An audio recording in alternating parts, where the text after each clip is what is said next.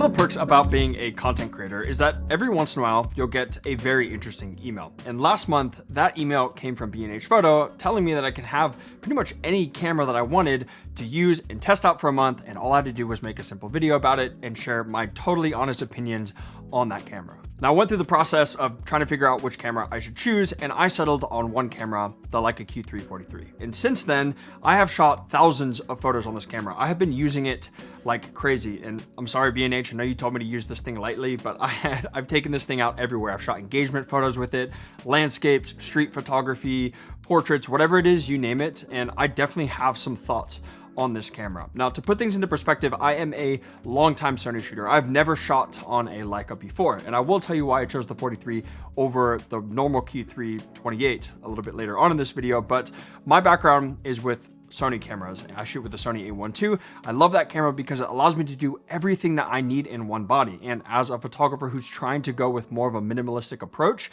in this day and age, because all the gear that I have just really starts to stress me out, especially with all the travel that I do, the Sony A1 II allows me to do all of those things, and it captures photos with incredible quality. The lenses are great. I have a ton of range and diversity with the lenses that I have, and it's just a fantastic camera. But sometimes I do like to go out with just a small, cute, kind of everyday camera that's not going to get in the way and that takes great photos. And for a long time, that was the Fuji X100V. And now for the last few years, or the last year, I guess, has been the Fuji X100VI.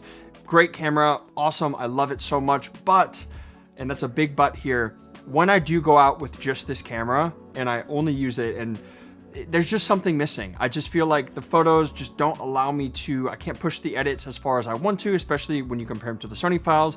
I just can't do as much to these images as I can with my Sony. And creatively speaking, while this is an amazing and fun little camera to use, it just gets in the way creatively. And that's why Leica has always appealed to me. You get a full frame sensor, you get amazing glass, but you still have kind of a small, compact body. Now, I'm not gonna sit here and tell you how cool this camera looks because that's what everyone seems to be talking about. I wanna talk about the function of this camera and the real results that I've gotten using this camera over the past month. And there's really a few things that have really stood out to me. And the first one is the focal length. Now, I am a long-time 35mm shooter. I have a 35mm prime that I'm filming on right now, and that lens pretty much never leaves my Sony. I absolutely love the 35mm focal length, and I did a super detailed video on that and why I love that focal length so much. You guys can click up there to watch that. But I was always really intrigued by the 43mm focal length. Everyone says it looks exactly like real life, and that's one of the things that really appealed to me with a 35mm, and it has just a little bit more compression than a 35mm lens. And a lot of the time when I'm shooting with that 35,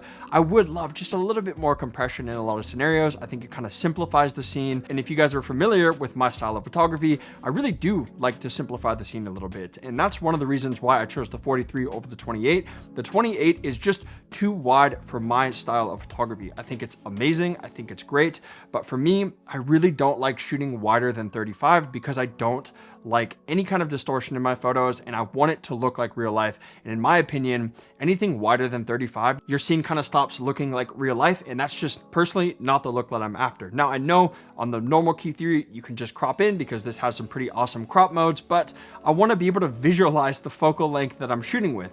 With the 35, I have developed such an amazing relationship with that lens where if I see a composition, if I see a scene, I'm already picturing it in 35mm. So I don't want to have to rely on the crop of a camera. I want to be able to visualize it, and that's why I went with the 43. But focal length aside, I want to talk about the lens of this camera because this lens is hands down, by far and away, the best lens that I have ever used on a camera before, and it is absolutely incredible in every regard. Now, like I said before, I shoot on the 35 G Master. Amazing lens, incredibly sharp. It still has character. It's super sharp, wide open at f1.4. It's just a beautiful, beautiful lens. So I really wasn't expecting all that much picking up this lens, but this thing absolutely blew me away. It is so sharp without being overly sharp, if that makes sense. Like, you can still see so much detail, but it looks so much like real life. And it has this beautiful high contrast look, but it still has this really soft fall off into the background as well. And I know a lot of people like to talk about lens pop. I really don't know how to explain it more than the photos from this lens absolutely pop. And especially when you compare it with the compression that you get from 43mm, and if you're shooting this camera at f2, it just renders such a beautiful looking image. And I have been so incredibly impressed with the photos that I've been getting out of this camera. And this is not hype. I'm not a Leica fanboy whatsoever. I've not shot Leica before. If anything, I'm a Sony fanboy because it doesn't get in the way of me creatively. This camera actually did blow me away because of this lens. And I am extremely happy with many of the photos that I have shot with this camera. I've shot thousands, like I said, over the past month, and I think a big part of that is because of this lens. Now, of course, the sensor also has a large impact on that, but I'm not really a tech-forward photographer. I just want to see the results from the camera. So if I'm going out and I'm shooting and I'm loving those images, that's all that matters to me. Now, the only thing I will tell you about this sensor is that it's 61 megapixels, and that is plenty. That is more than enough. If you did want to crop, you totally can crop. It's honestly more than what I need in a camera. I shoot 50 megapixels on my Sony, and that's more than enough. But the sensor on this camera paired with this lens looks absolutely incredible, and I think that's a big reason why I love this camera so much. And also, all of the photos that you guys are seeing in this video were edited with my free Lightroom preset pack. I will put a link down in the description. You guys can go download those for free. And all the photos that weren't edited with that free preset pack were edited with the presets from my Lightroom masterclass. If you sign up to the masterclass, you get that preset pack included as well. So if you guys do want to learn how to improve your editing skills, editing is 50% of the creative process for us as photographers. I'll put a link down in the description to that as well. So I love the fact that I can just take one camera out and not sacrifice any of the quality that I would get on my Sony in the sake of saving space or saving weight. This camera really does allow me to do that much better than the Fuji. Don't get me wrong, I love the Fuji, but this is just such a massive step up in terms of image quality and lens sharpness that I really don't even think you can compare these two cameras. I think they're in a completely different class. The Fuji's great, but the Leica is truly something special. Now, I do want to talk about the autofocus as well. I didn't really have any issues with it. Now, coming from a Sony shooter, especially the Sony A1, the autofocus on that camera is absolutely insane. And I use back button autofocus with continuous autofocus turned on, so I can basically use all of my autofocus modes in one button. This camera, I just kept it on single shot autofocus. I didn't use back button autofocus, but I didn't feel like I was having really any major issues with autofocus on this camera. I just kept it as a small single autofocus point in the middle, and if I wanted to recompose my shot, I would focus, recompose, and then take the photo from there. And all the images were sharp.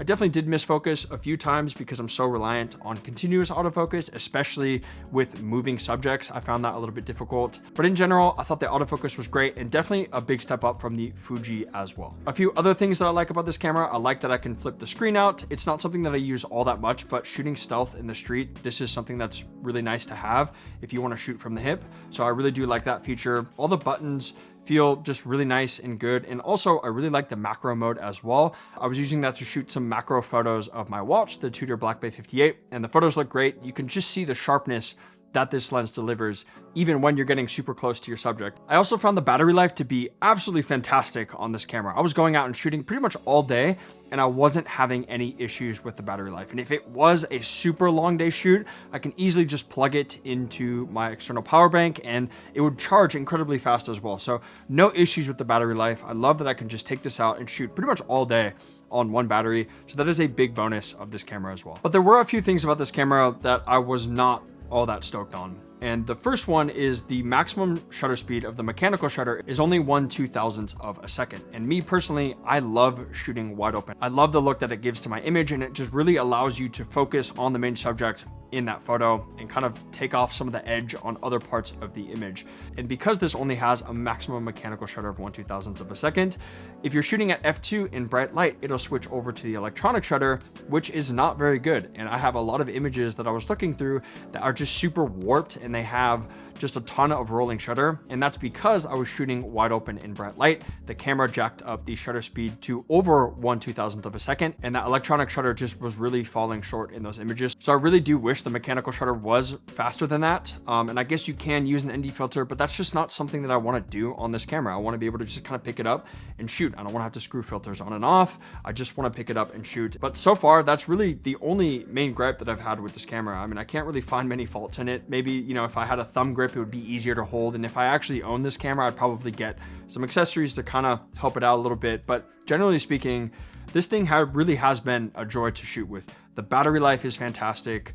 It's got a fantastic build quality. I mean, I did kind of toss this thing around and there's not a scratch on it, which I find just incredible. The EVF is one of the best EVFs I have ever used. The back screen is fantastic as well. Everything just works incredibly well, and it feels super premium as well. But with that said, this is an incredibly expensive camera, and I don't think you need to spend that much money to get amazing image quality, to get great glass. Yes, you might not be able to get the glass that you're getting in this. The glass in this is the best glass I've ever used, hands down. But you can spend $5,000 and get a much more versatile kit that can do a lot more than a camera like this. But it is a nice to have, and I would absolutely buy this camera if I wasn't so mobile. I'm moving every 3 months. I live between Bali, Thailand, and the US, and I'm just traveling too much. I like to keep my kit small and just have one camera that can do everything.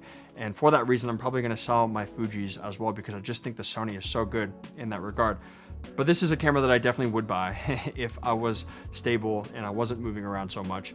I really did enjoy my time with this camera, and I'm actually really sad to send it back because some of the images that I got are just incredible, and I enjoyed the shooting experience. I love that I can just leave the house with one camera and not sacrifice any of my creativity with this camera. But that is my blab on the Leica Q3 43. I just wanted to share my experiences shooting with it. I know there's a lot of mixed reviews. I didn't want to get into the technicals. I just wanted to show you guys a ton of the photos that I've been shooting and share my personal experiences shooting with this beautiful camera.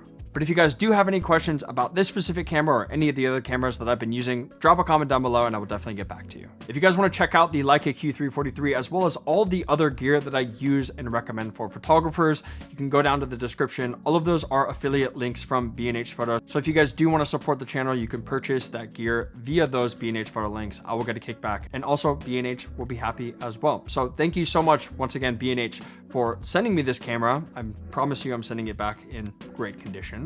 And also thank you guys for watching until the end of this video as well. I hope it's helpful for you if you're thinking about picking up a Q3 43, or maybe you're thinking about upgrading from a Q3 28 to the 43.